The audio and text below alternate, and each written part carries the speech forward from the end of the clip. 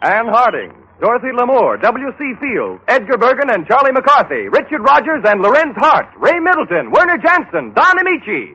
This is the Chase and Sanborn Hour.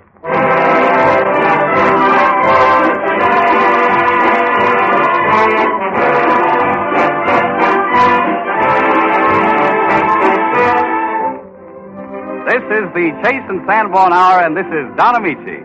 Tonight we welcome back to health and heartiness W.C. Fields. In this we are joined by Edgar Bergen and his famous dummy Charlie McCarthy, Dorothy Lamour, Hollywood's latest singing glamour girls, Dick Rogers and Larry Hart, two of America's leading composers, and Ray Middleton to sing Rogers and Hart's most striking composition, golden-haired Ann Harding, back from the London stage, and her husband Werner Jansen, America's foremost conductor, who interprets one of the hit tunes of the day, Too Marvelous for Words.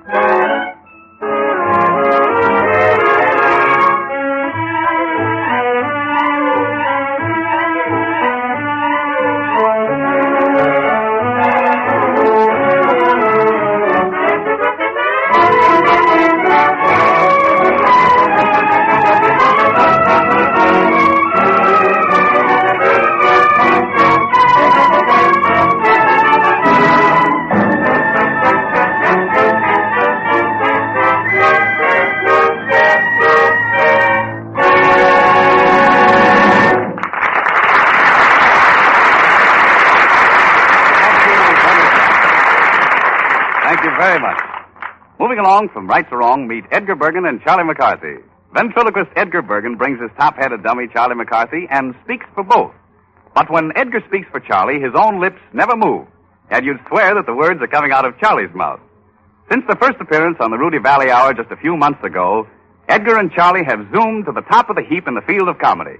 So, Mr. Edgar Bergen, speak for yourself. Thank you, Don. That was very nice. Didn't you like it, Charlie? Well, yes and no. I still miss Rudy Valley. I don't know. I'm just not happy, that's all. Not happy in Hollywood? No. Mr. Bergen, my body may be in Hollywood, but my soul is still in Radio City. Well, after you've been here a while and met everybody, Charlie, you'll soon learn to like Hollywood. Uh-huh. Mr. Michi, how long have you been here? Oh, just about a year, I guess. Uh-huh. What do you do? Charlie. What? No, don't you know Charlie Don is in pictures? Oh, is it really? Yes. Ooh, fascinating work, that extra business, isn't it? Don Amici's a star, remember? You saw him in One in a Million. Oh, yes, of course, yes. Which one was he? Well, why, he was Sonia Henny's leading man. Oh, Sonia Henny. Swell skate, huh? Yes, Charlie, she's positively lovely. Yeah? Well, if you're so positive about it, you don't happen to know her phone number, do you? You certainly overrate yourself, young man. Oh, I don't know about that. I did pretty well with the stewardess on the airplane coming out here. Oh, yeah. Such service. Served me lunch, and she talked to me, and she slapped my face. And you certainly deserved it, too, young man. Yes, such conduct on the plane, it was shameful. What did I do that was wrong? What did I do? Name 5 things. In the first place, what in the world possessed you to go back there in the washroom and drop pop bottles out of the airplane? Oh, that, yes. I was playing bomber. And then you talk to the pilot. Yeah, but why? I don't know why they serve those at lunch in those paper cups and those paper dishes. Oh, well, that's to save weight. Oh, was that so? Yes. Every pound counts. Oh, that's it. Yes. Mm-hmm. Is that why they made the hand towels so small, too? Oh, I didn't think the hand towels were so small. Well, they were so small, I was almost ashamed to put them in my suitcase. Well, now, well, I'm really ashamed of you, Charlie. Are you really? Yes, yes. Don't you ever stop to regret your actions? Oh, I'm too busy thinking what to do next. Anyway, we got here, didn't we? Yes. That's the important thing. Yes. Now, I suggested tomorrow we should visit the studios or go fishing. No, no. I'm sorry, but tomorrow I have to look for a house in the suburbs. Oh, do you? Yes. And then, of course, comes the servant problem. Oh, just that. Well, if you get stuck for a butler, remember, I'm trained. That's right. Yes, you rehearsed me, remember? To go as Rudy Valley's Valley? That's right. And if I remember correctly, you were a terrible mess at it. Oh, I wouldn't say that. I remembered everything you told me. You do? Mm-hmm. I see. I'd be glad to help you out temporarily. And besides, I can use the cash. Yes. Well, I'm not sure that I can use you. Well, I'm sure I can use the cash. Well, I believe in letting a boy work for his money. Yes, you've proven that. Yes. And I will consider you. Yeah? Yes. But remember, Charlie, always efficiency. Oh, yes. And always courtesy. Oh, definitely, my lord. Yes. And the name will be Bertram. Good old Bertram. Yes. And at no time must there be any incident. Oh, thanks to fault, my lord. Oh, And remember, Charlie, Thursday I rest. Quite so. I see no visitors on Thursday. Oh, don't you? No. Thursday is my not-at-home day. You're not at home day? That's right. Where do you go? I stay at home. Oh, you stay... Oh, that's marvelous. Marvelous. A bit sneaky, eh, what? Yeah. Now the thing is, if someone comes to the door, what do you say? We don't need any. No. No, I mean, suppose a friend of mine, for example, suppose Lord Sithersby of England should come and call on me. Yeah? Yes. What do you say? Is it Thursday? Yes, Thursday. Uh-oh. No go. No go, that's right. I give him the bum's rush. No. No, you must give him the greatest courtesy. Is that so? Yes. That is where tact is required. Mm-hmm. Now, suppose I'm Lord Sithersby. Uh-huh. I'm calling to see Mr. Bergen. Very good. Yes, all right. Now, you're the butler. Very good, my lord. Go ahead. I'm at the door now. Uh-huh. Go ahead, knock. Yes, all right. How do you do, Lord Sithersby? Now, wait a minute. How do you know it's Lord Sithersby? Oh, you just told me. Oh. You don't. I know. I'm sorry. Knock again. First you ask the name. That's right. Yes. Hello. Come in. What's your name, Lord Sithersby? No. What's the name? That's better. Uh-huh. Yes. My name is Lord Sithersby. Very good, sir. Yes. I would like to see Mr. Bergen. I'm sorry, but it's Thursday, if you know what I mean. He's not in. He's not in? No. Well, where is he? He's in and he's out. He's in and he's out. He's popping about, as it were. Well, just what is he doing? At the moment, he's sleeping. Sleeping? Yes. Then he's not out? No, he's all in. He's all in. And that's why I didn't go out. But if you think you're going to see him, you're out of luck. Yes. But I'm Lord Sithersby from the Isle of Wight. Is that so? Yes. Well, I suggest you wait until tomorrow. No. Do I get the job? Well, not so fast, you see. Now, there's a questionnaire to fill out. Uh-huh. I don't know anything about your character. Well, I'm taking the same chances with you know. Yes, I know. Now, what about the salary? Oh, the salary. Yes, there is the salary, I hope. Yes. Well, the salary, it will be a small starting salary. A small starting salary. Yes. Mm-hmm. But it will start. It will start. It can limp along. Oh, yes. Could you say how small it would be? I'm awfully sorry, Charlie. I can't say how small it will be. Oh, they don't make money that small, huh? Oh, go away.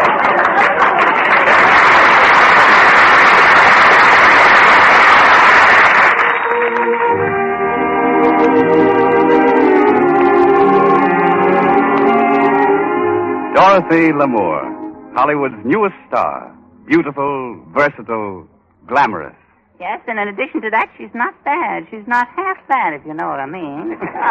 Thank you, Charlie. You're very cute. You're kind of cute yourself. Now, considering that we're going to be working together, I think we ought to be good friends, don't you? Yes, Charlie, we all ought to be good friends, but, Now, don't cramp my style, Amici. I'm sorry. Miss Lamore. Yes, Charlie. Would you care, how about a lemonade or something? Now, Charlie, please postpone your lemonade invitation till later, will you? All right. I bow to art, but I defer to Dorothy. Curtsy? Thank you, Charlie. Curtsy. As a result of one curtsy to another, Dorothy Lamour sings What Will I Tell My Heart?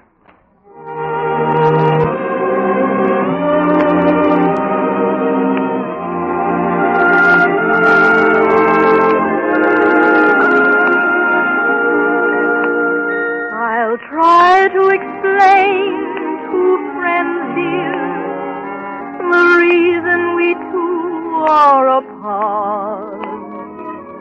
I know what to tell our friends dear, but what will I tell my heart?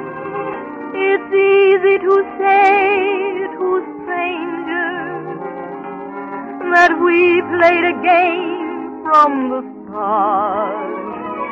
It's easy to lie to strangers, but what will I tell my heart when I smile to hide all the tears inside? What an ache it will bring. Then I'll wander home to a telephone that forgot how to ring. I could say you'll soon be back, dear, to fool the whole town, maybe smart.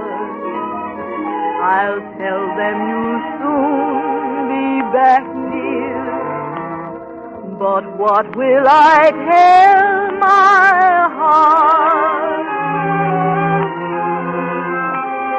When I smile to hide all the tears inside, what a ache it will bring.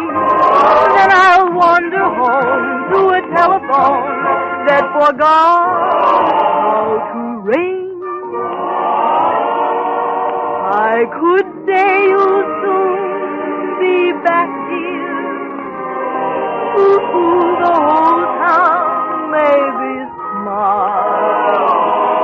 I'll tell them you'll soon be back, dear, but what will I tell my heart?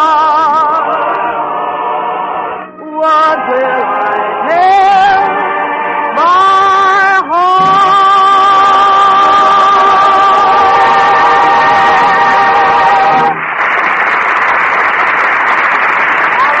Miss Lamore, Baba. I might even say bravissima. How about knocking off that schooner of lemonade now? Thank you, Dorothy. John Heaston, may we hear from you? Thank you, Don Amici. I want to welcome everyone in the United States and Canada to this new hour of radio entertainment sent to you by the makers of Chase & Sanborn Coffee. Chase & Sanborn Coffee is the superb blend that gives you more value for your money. More value in two ways: a richer, more satisfying flavor and a very reasonable price. Chase & Sanborn Dated Coffee is a blend of the world's choice coffees, and you get it at the peak of its marvelous flavor. For as soon as it's roasted, every pound is rushed to your grocer by the same rapid delivery system that brings him his Fleischmann's fresh yeast. The date of delivery is plainly marked on every bag. This system guarantees freshness and full flavor. It also makes high-priced containers needless. Instead, we pack this finer, fresher blend in an economical dated bag and give you the saving. Enjoy this superb blend and take advantage of the worthwhile cash saving. Buy a pound of Chase & Sanborn Dated Coffee from your grocer tomorrow.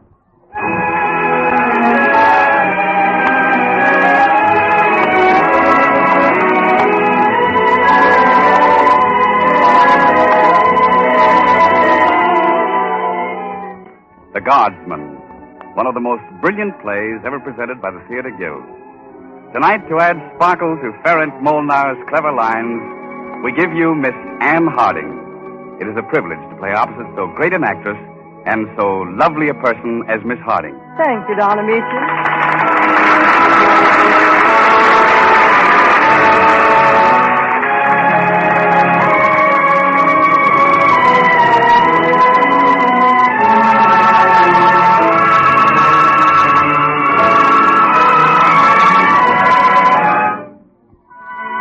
The Guardsman, presenting Miss Anne Harding in the role of Marie, popular Viennese actress, and Don Amici as Tony, her equally popular actor-husband who fears he is losing her love. Tony decides to test Marie. Disguised as a Russian guardsman, he makes love to her. He confides his plan to their old friend, Dr. Bernard. And now we find Tony, dressed as the guardsman, alone in his own living room with Dr. Bernard. It's not so easy, Tony, to play a part and fool your own wife. Either I'm a good actor or I'm not. And if I can act for money, for fame, why can't I do it to test the love of my own wife? Well, I must admit the guardsman's uniform becomes you. Any woman would find it hard to resist you. But she has resisted me, Bernard. Once this afternoon, I was afraid she wouldn't. But to see her conquer her feeling for this guardsman, crush it, that means more than happiness, dear friend. That means peace of mind. Then she is true to you? There is no doubt of it. And a woman who can be true to her husband when I am the lover will be true always. But what did you do about Olmutz? Didn't you tell her you were playing 3 performances there? Oh, I sent a wire and called it off. But she thinks I'm there. I actually left for the train and rushed next door, put on this uniform, mustache, wig, and presented myself for tea. Prince Vasily Samsonov. You sound very convincing with that accent. Not for nothing, Bernard, did I want to visit Russia. Dr. Bernard is so easy. Oh, that is nice of him. Bernard, what do you think of my conquest of a nice note? Well, what else can one expect when you are the lady? Oh, forgive me. This is Prince Vasily Samsonov, Prince, Dr. Bernard. I have been most correct in my behavior so far. And therefore, the presence of this Dr. Bernard. Dr. Bernard will not prevent me from saying before him as a witness that there is nothing I would not do, nothing I would not sacrifice. If I... You know what I would say. Oh, I know, but I want to hear you say it. What do you want to hear? I want to hear the end of that long sentence. I want to hear you say you love me. Oh, great heavens. Bernard, he doesn't understand. Bernard, look at him. He's no beauty. But at last, a man who has no ringing voice. A man who, thank heaven, is neither intelligent, nor brilliant, nor melancholy, nor sentimental. Bernard, this simple, honest, stupid... Come see, he doesn't even know how to behave. But, dear old friend, at last, after all these years, our man... Yes, but now with my congratulations, may I leave you? Oh, must you? I must. I really must. I only stopped in to make sure that you were not too lonely. You'll forgive me, friend. But certainly. Prince, do you realize what life has done to us? I do not know what is happening to me. And you do not know what is happening to me. You should have known I would burn with a great flame once you set me alight. Now you're afraid. I am mad. My happiness has turned my head. I do love you. You do love me? I love you. I adore you. I worship you. Are you as happy as I? I am unspeakably happy, and I am going to kiss you. When shall I see you again? Tomorrow. Tomorrow at 5. Tomorrow at 5.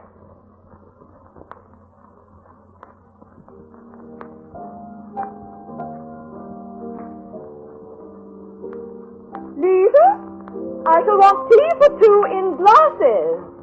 Russian tea. Yes, ma'am. I'm not at home. I shan't be back all afternoon. Yes, ma'am. Of course, when the prince comes, Lisa, you'll let him in. Yes, ma'am. Oh, it's you, sir. What? All alone, my love? Oh, it's you, Tony. What brought you back so soon? What's that? I returned 2 whole days early, and all you have to say is, what's brought you back so soon? Is that all your greeting? I'm interested to know why you played only one of your 3 performances in Olmutz. Perfectly simple, my dear. This morning I received a telegram from our own theater saying that Krauss was ill and that they would put on Hamlet. You know perfectly well that when I play Hamlet, there isn't even standing room, so... Oh, I know. Spare me the rest of the press notices. Well, in short, here I am, with my sweet little wife. And, what did you do with yourself all last evening? Nothing. Oh, weren't you, bored doing nothing? No. You, didn't go anywhere? No. I, thought you were going to the opera. Yes, how silly of me. Of course, I quite forgot. I did go. Yeah. Alone? Of course. No one was there with you? No one. Oh. If I tell you I was alone, I was alone. Of course, but, someone mentioned something about a soldier, a guardsman. Guardsman? What do you mean? You were in box number 4, first here. Oh, I see. You paid someone 10 gulden to spy on me. 20 gulden, possibly. Throwing your money away. Very well, that was where I sat. But you didn't exactly sit in the box. You spent the greater part of the evening in the anteroom with the guardsman. That is not true. Mrs. Spengler, the usher, says it is. Mrs. Spengler, the usher, is lying. All right, I'll send for her. Just a moment. Is this a joke? Oh, no, this is not a joke. And you really, seriously think that while you were away working for me, that I was entertaining soldiers? That I, who gave up her freedom, her whole life for your sake, that while you were away, I should be entertaining soldiers? Oh, for heaven's sakes, don't get so excited. How could you do that to me? Oh, my dear, this has really gone the... I can't stand it any longer. No, I feel all is over between us. All it... Oh, Marie, now, don't say such things. You know how madly I love you. But you suspect me. No, I do not suspect you. You believe lies about me? No. I don't believe anything wrong about you. You're not saying that because you really believe. No, I'm going away. I must. Marie, now, listen, you can't go, darling. What would I do without you? I should die. You really mean it from your very, very heart that you don't believe those malicious lies? Of course I don't believe them. I swear it. You love and trust me? I love you and trust you. And it was all lies and slander. It was all lies and slander. Oh, my darling. How I must love you to be able to forgive this. But I do forgive you. I shall love only you, darling, forever and ever. And you believe in me? I believe in you. Oh, please forgive me. I'm so in love with you that... Why are you crying? Oh, if I could only tell you why I'm crying. Oh, now, my sweet. Now, don't cry anymore, please. Now, you rest while I go and change my clothes. Oh, if you men only understood your wives, you'd go away and leave me alone for a while. I'm so nervous after this dreadful scene. I'm a wreck. Very well, my love. To show you how considerate I am of your nerves, I'll go. As soon as I change my...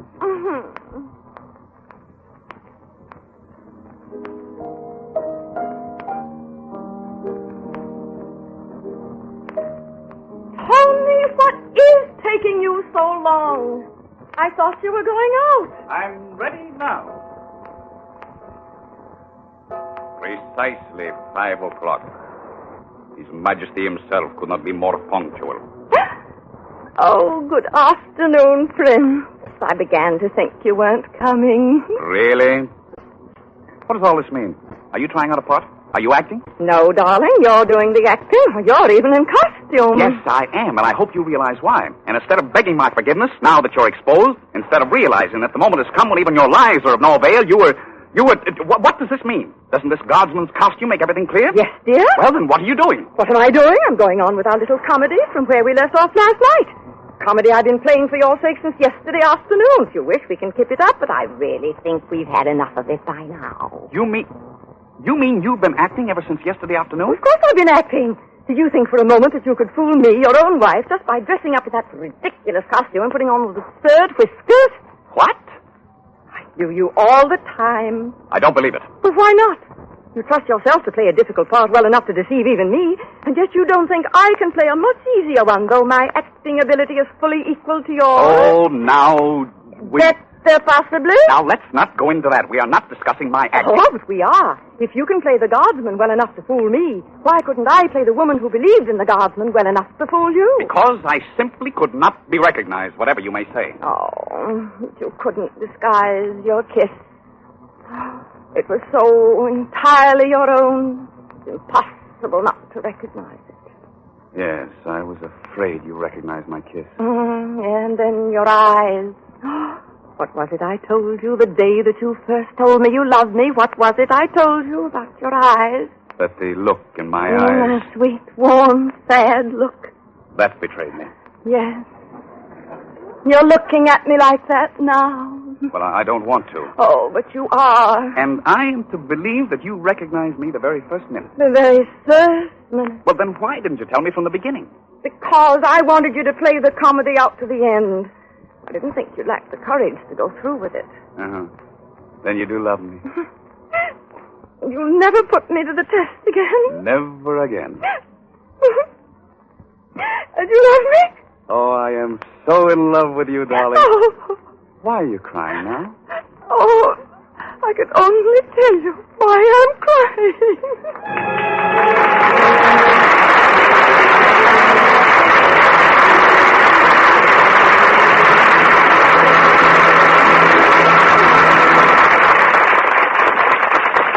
For Miss Harding and myself, thank you.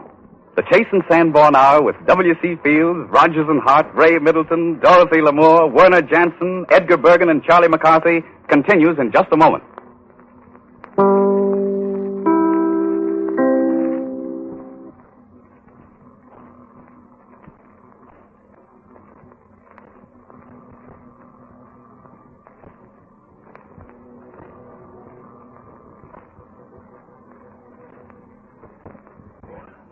You know, Mr. Bergen, Yes? I've always wondered why they ring those bells. Oh, have you? Yeah.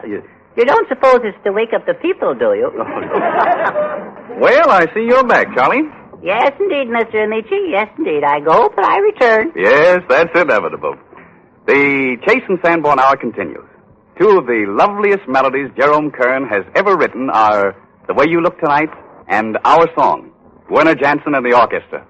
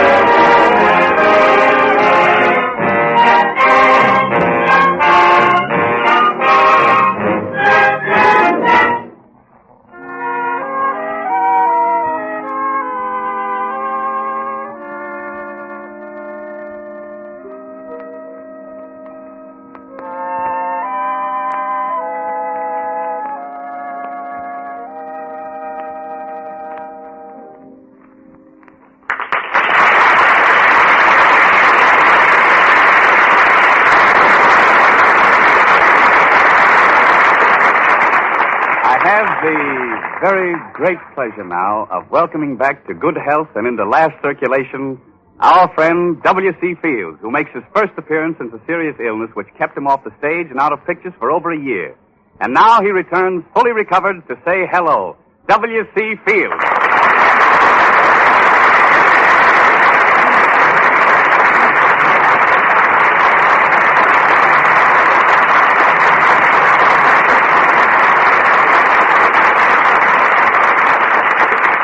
Well, Mr. Fields, I'm sure you'll feel at home because here's your old Follies piano player, Werner Jansen. Oh, yes. Hi, Jackson.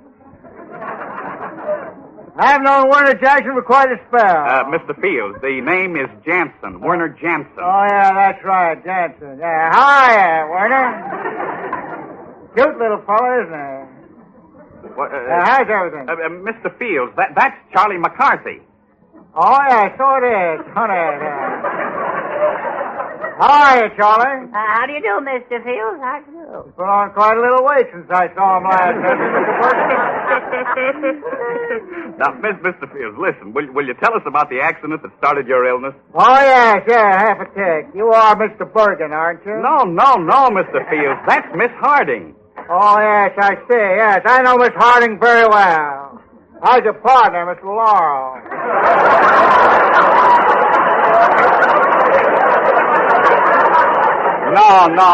No, Mr. Fields. You're confused with Laurel and Hardy. Oh, yeah, how silly of me. I beg your pardon, Miss Laurel. Now, Mr. Fields, listen. Everybody is impatiently waiting to hear about your recovery. Now, if you'll kindly... Yes, certainly. Excuse me, Mr. Bergen. No, I'm Don Amici, remember? Oh, yes. Remind me to ask the dummy a few questions after I said hello to the folks.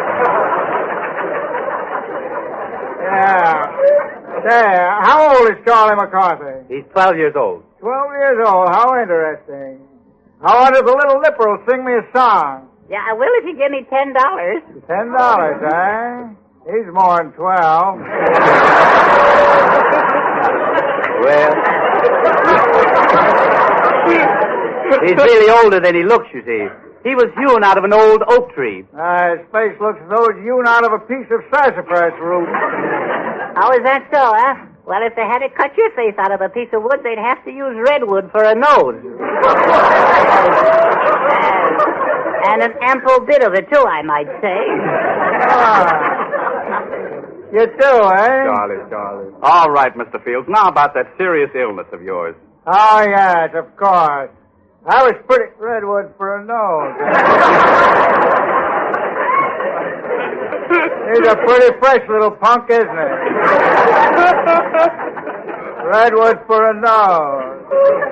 You're full of termites.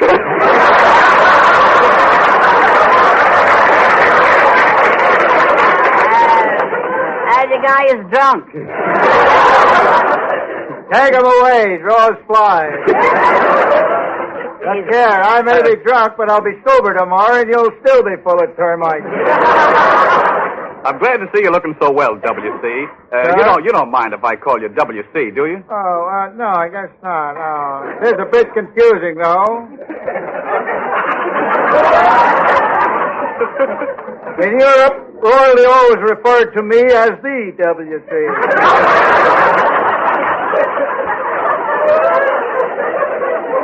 You know, Don Amici, I could call you D.A., but the folks would think I was in trouble again. You know, from the reports I got, you surely have had your share of trouble. They said you were at death's door. Yes, I was. Well, what did the doctors do? Oh, they did everything in their power to pull me through. Fine lot of boys, those medicos. Redwood for a nose. He's only 12, eh? What you wearing a wig for? Now, look, W.C., I know you were very ill, but what I'd like to get at is just what really was the main trouble. I had a very stubborn case of pernicious dandruff. Pernicious dandruff?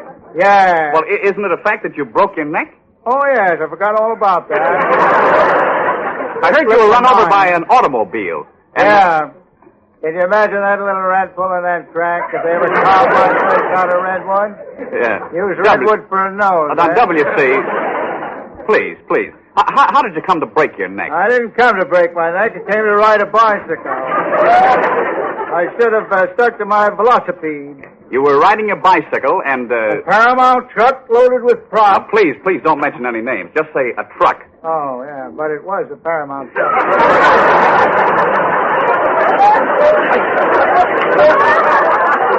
Yes, I know, but this is a Chase and Sanborn program. Well, I can say it was a Chase and Sanborn truck. Yeah, that's fine. Fine. Now go on. But if you want to know the truth, it really was a Paramount truck. I'm sorry I mentioned it. Now go on. Well, anyway, a truck Yeah, a truck. owned by Paramount. Please, Mr. Fields, will you please go Well, on? look, you keep interfering all the time. A Paramount truck backed over me and broke my neck. Could I say a Paramount truck loaded with Chase and Sanborn coffee? Would that be all right? Can you imagine that little rat Redwood for a nose? Now, I didn't like that ample bit of it, too. Wonder how I'd like to have my nose filled with nickels. Wouldn't mind that, would he? Now, Mr. Fields, you've told us the truck ran over you and you broke your neck. Now, please, forget all about Charlie. What happened next? Well, it took me to a hospital. You were in the hospital for quite a siege, weren't you? 10 weeks. Of course, you had a pretty nurse. The one I had false teeth and a glass eye. But I suppose you would say she was pretty. And she was gentle as a mountain lion. And she weighed as much as a Paramount truck.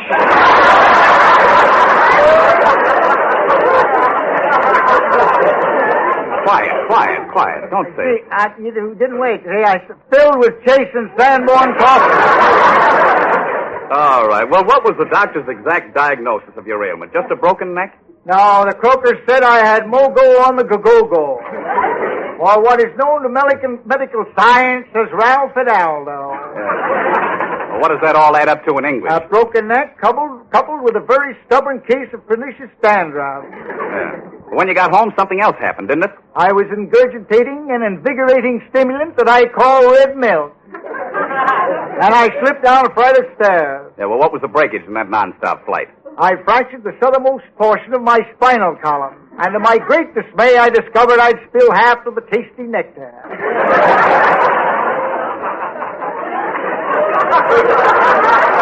Can you imagine that little rat? Redwood for a nose? Don't let him get away, will you? Hold him. Yeah, now, after your three-point landing, what did they do? Oh, they refilled my glass, and off we went to the hospital. Yeah. Clang, clang, clang. WC. What is this sound I hear? Wait a minute. The ambulance is coming. Yeah, but yes, look. the sirens ringing Yeah, clear. but WC, now wait See until the pretty nurses laugh and dance WC, and shout. wait a minute. We Whilst the breathing turns. Wait a minute. Just Bring the stretchers out. WC, now wait a minute. Doctors brandishing their sharp knives. WC, will you wait a minute, please? Say, I wrote most of that myself. It's pretty good. Where were we? I don't know where you are, but there I was in my same beloved cot back in the hospital. Yeah, you weren't out of the hospital long, were you? Just long enough to drink my lunch.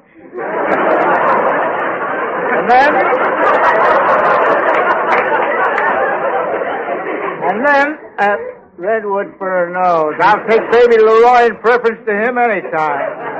And he's no bargain. Oh, come on, Mr. Fields. Forgive and forget. I seem to recall that in Poppy you had yourself another accident. Yes, whilst cavorting in Poppy, I was again compelled to venture on a high bicycle. I instructed the boys to catch me in case I fell off. And did they catch you? Yes, on the first bound. Clang, clang, clang, what is this sound I hear? The ambulance is coming. So you were off to the hospital for another 10 weeks, huh? Yes, and this time I enjoyed my convalescence, having a nervous breakdown. For 10 weeks? No. The run was curtailed on account of my developing lobar pneumonia. They put me in an oxygen tent. I thought I was camping. What do you mean?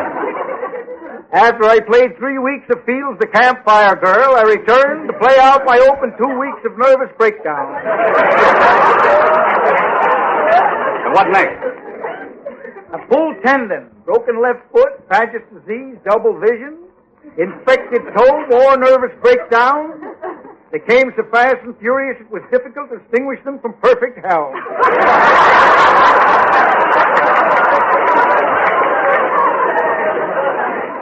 I had Miffentip and Buffindale. What? Oh, don't ask me what they are. And a slip sacroiliac. A slip what? Sacroiliac. SACRO hyphen. You're on your own from there on. Well, the doctors cured you of everything, didn't they? Yes, everything but that stubborn case of pernicious dandruff. It was ferocious, Ratty. Clang, clang, clang. Clang, clang, clang, clang, clang, clang, clang, clang, clang. Thank you very, very much.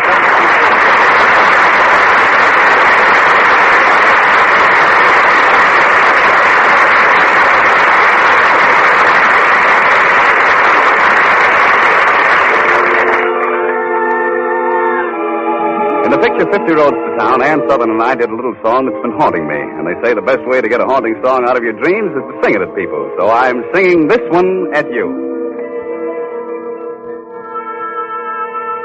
Never in a million years could there be another you.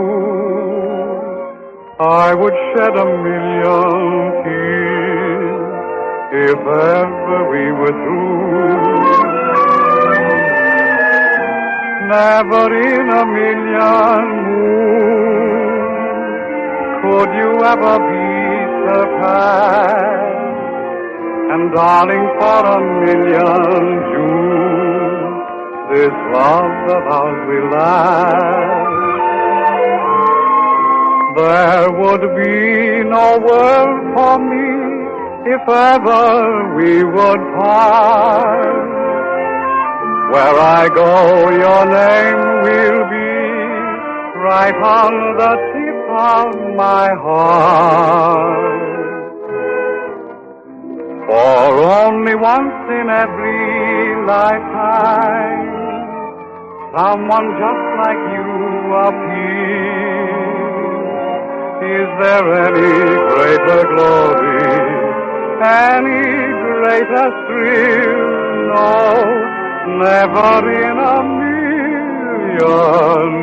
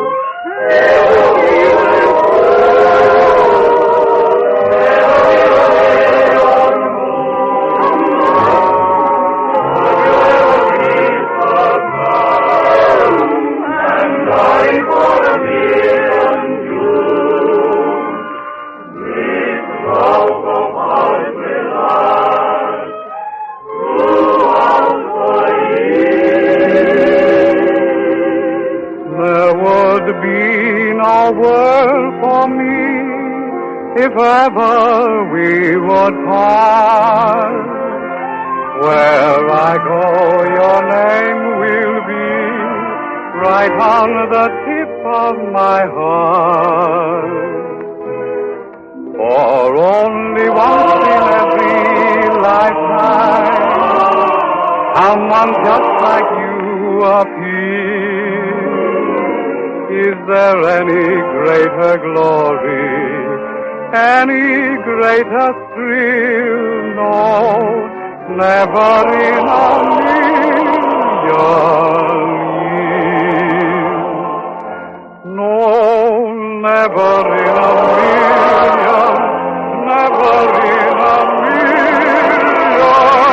years.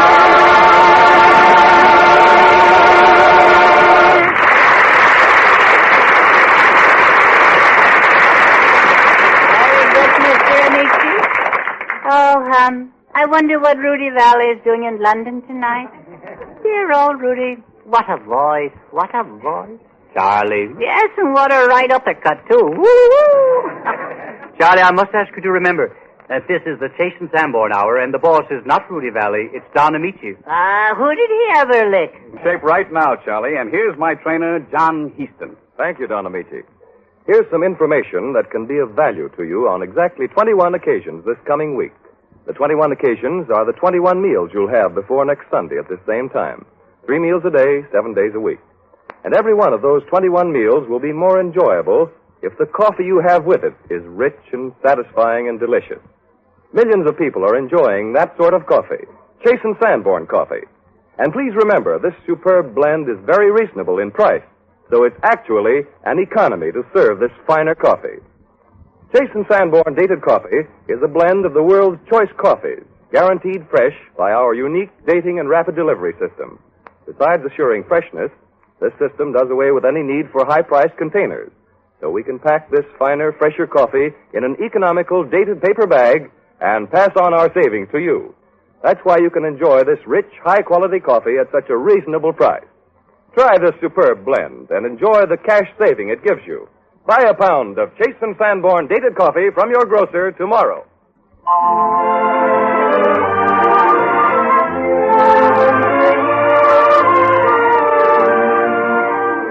My Heart Stood Still is just one of the many great songs written by Dick Rogers and Larry Hart.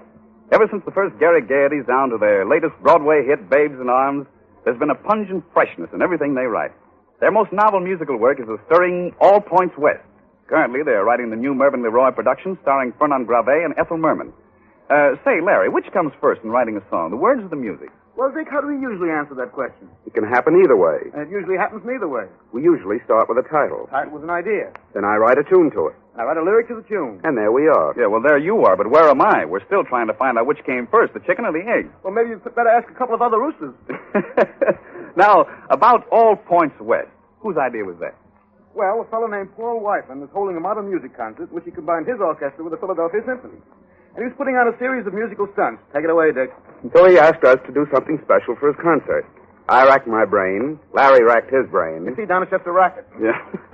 We tried to get the most characteristic American sound. We settled on a train announcer. From this idea came All Points West, a combination tone poem, oratorio, and one-act play. Sometimes it sings. Sometimes it doesn't. Sometimes it rhymes. Sometimes it doesn't. And how did you discover Ray Middleton to sing it? Oh, we can't take credit for that. No, Ray was suggested. We showed him the manuscript. He proceeded to read it and sing it off as if he'd rehearsed it 1,000 times. And if you know All Points West, that's almost a miracle. And we're delighted he's doing it tonight. And so are we. Ray Middleton in All Points West by Rogers and Hart.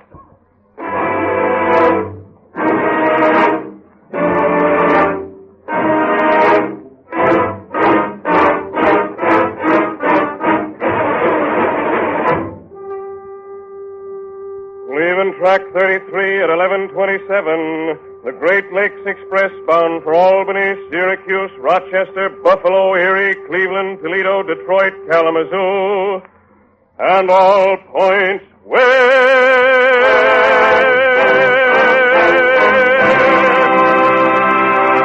Clear enough, ain't it? Don't stand too near the mic. That's the secret. Remember when we used to call 'em through megaphones? Had to yell our lungs out, now it's easy. See that salesman with his sample cases and his wife.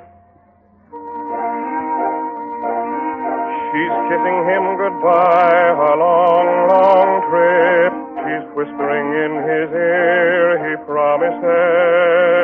Oh, yes, he'll be true. Oh, yes, he'll be true. Ha, ha. So salesmen get around, must be marvelous.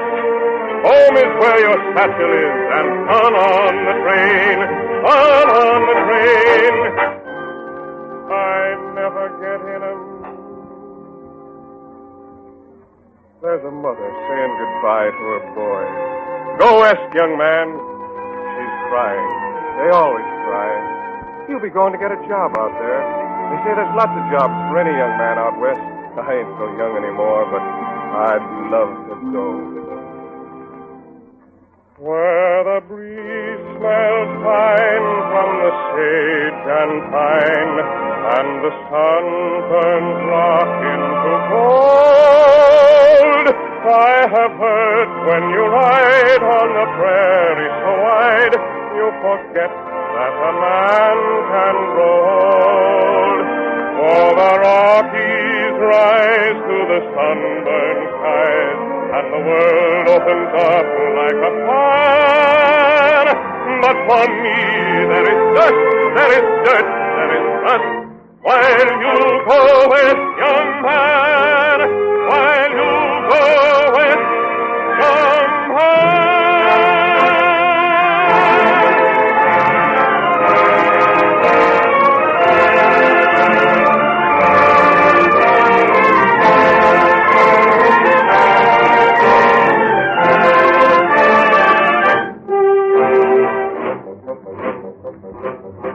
Look at those doughboys. You ask where those rookies are going? Plattsburgh, where the camp is. That's where they train. They line 'em up each morning, and boy, they got to shine. Each button must be buttoned before they get in line. The drum starts in drumming, the bugle starts to blare, with uniforms a-gleaming, and noses in the air, and noses in the air. At night they're beer and smoking, and maybe shooting craps. They sit together joking until it's time for tap. Da-da-da, da-da-da. What a life! I never get anywhere. Number 42 for Boston? Yes, miss. Leaves right away on track 7. College girls. 8 of them. Ain't they pretty? Finishing school, they call it. They used to call them flappers. Now they're dead. How young they are. How sweet they are. How clean they are. How fresh and beautiful. Their hands are soft. Their eyes are bright. At night they sleep and dream their hearts away. Life is a dance to them. It makes me feel a little old to see young girls, how young they are.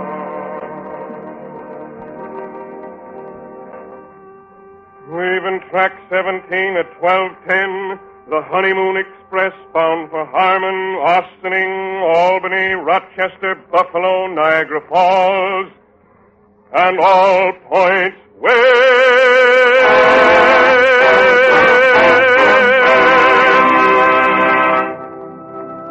Look at that guy.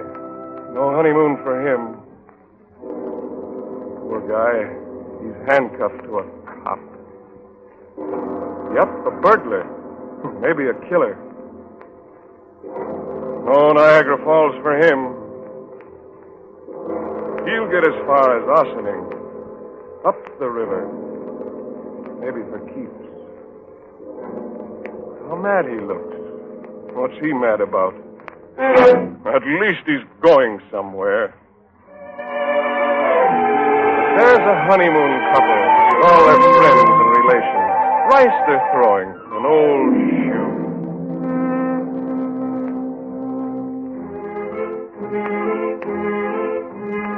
Hands to hold and sights to see.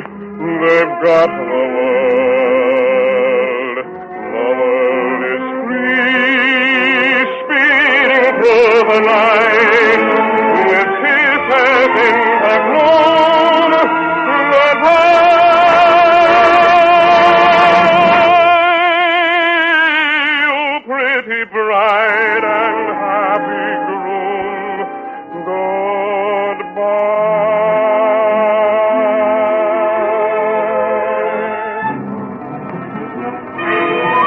that yelling? What's that sound? Police whistles. The crook, the prisoner broke away. Look at the cops. They got him. No, they didn't.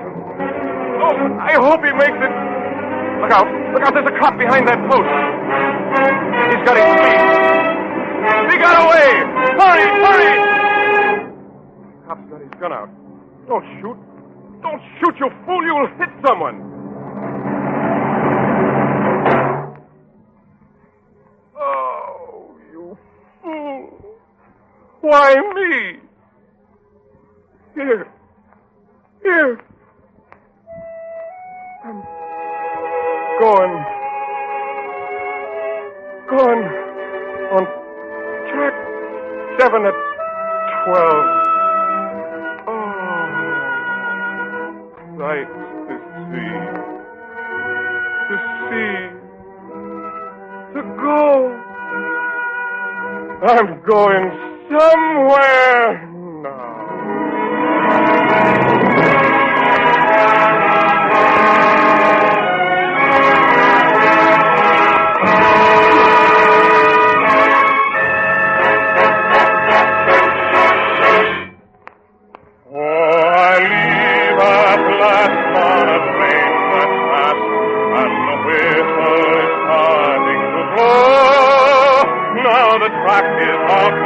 And the chief engineer says all points west, let go. Says all points west, let go.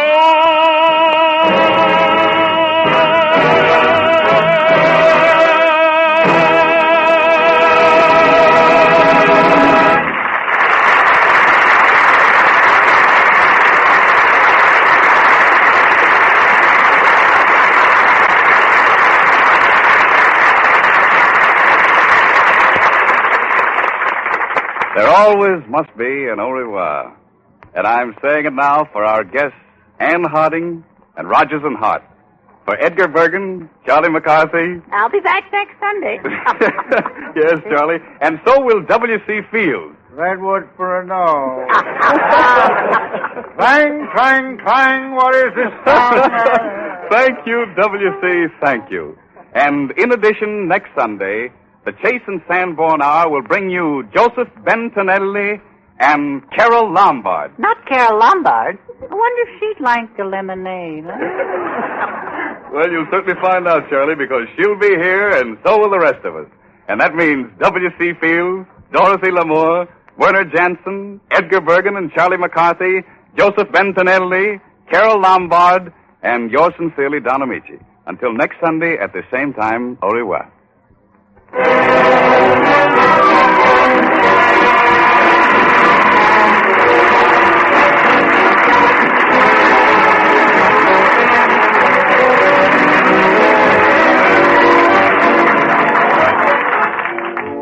Heard on this program were Our Song from When You're in Love, The Way You Look Tonight from Swing Time, My Heart Stood Still from Connecticut Yankee, Beautiful Lady from Pink Lady, and The Big Show from Head Over Heels by Jerome Kern.